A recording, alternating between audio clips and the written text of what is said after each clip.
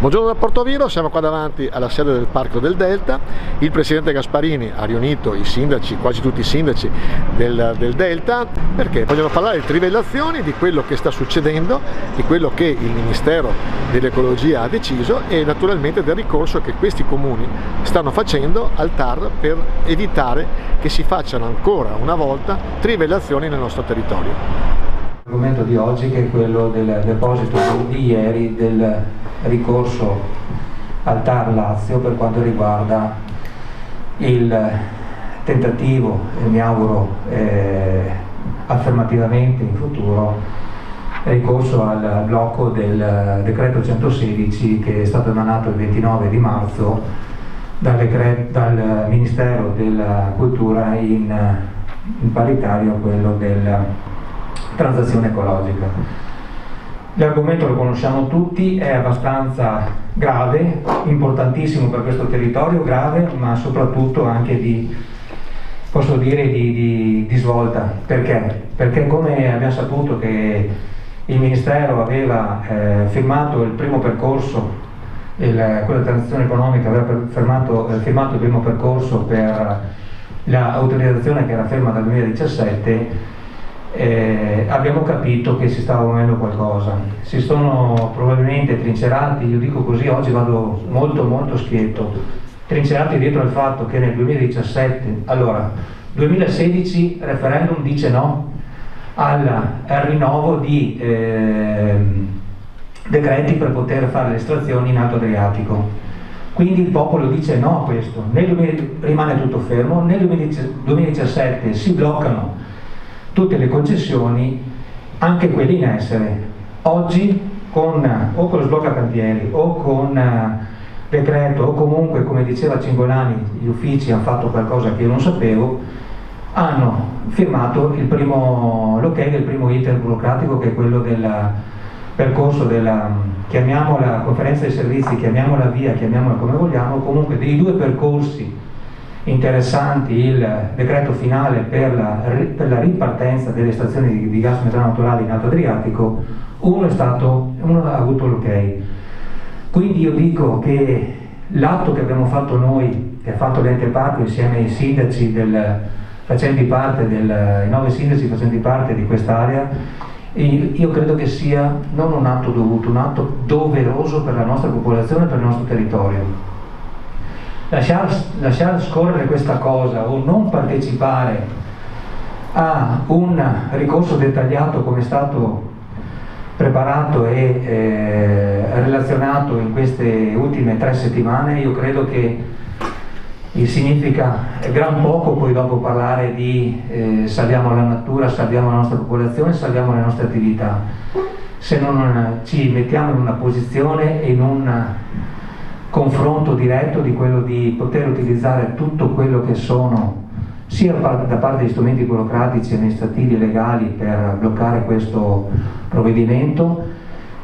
Dall'altro non dobbiamo dimenticare che tutto va in un altro verso. Perché dico questo? Perché nel comunicato stampa, dopo lo leggerete con calma,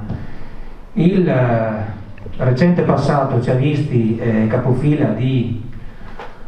una varia asta di 35.000 km² che si chiama SIC Marino. Bruxelles, la Comunità Europea, ha voluto e stava mettendo in infrazione economica gli Stati membri per chi non faceva queste aree qua. Allora le regioni, il Ministero, poi le regioni, poi gli enti locali, quindi gli enti parco in questo caso, si sono adoperati per costruire quei perimetri che a oggi noi tutti conosciamo, che si chiamano aree di siti di interesse comunitario, che sono i SIC marini.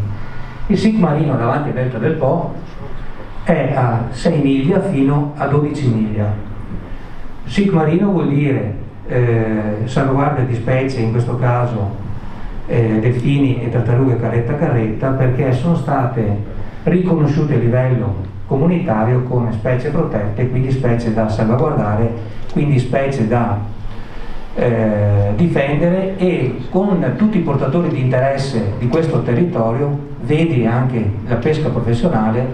insieme agli enti preposti a questa salvaguardia, si sono adoperati per parlare la stessa lingua,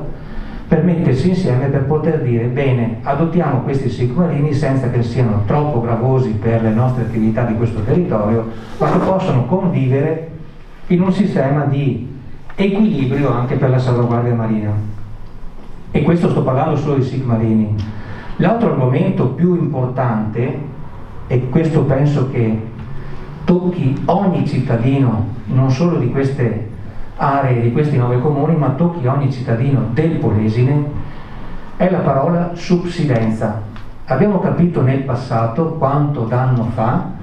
quanto danno ha fatto, e ci troviamo oggi già un'area giovane come il Delta del Po, dove il nostro terreno è mediamente 2 metri sotto il livello del mare. E già questo ci dovrebbe far pensare e capire che stanno andando dalla parte sbagliata, stanno andando contro questa sicurezza. Perché dico che abbiamo già pagato? Perché nelle estrazioni del passato hanno portato e creato questa condizione che già è pericolosa, dove veniamo da un'area di giovane, di un delta che si modifica, si rimodella continuamente, perché questo è il Delta del Po, perché è un terreno giovane con un equilibrio e una fragilità enorme, dove, come dicevo prima, nel passato c'è stato questo attacco alla diligenza, perché così è stato con le concessioni dei decenni scorsi per quanto riguarda le stazioni in Alto Adriatico. È stato dimostrato che le falde di gas sottoterra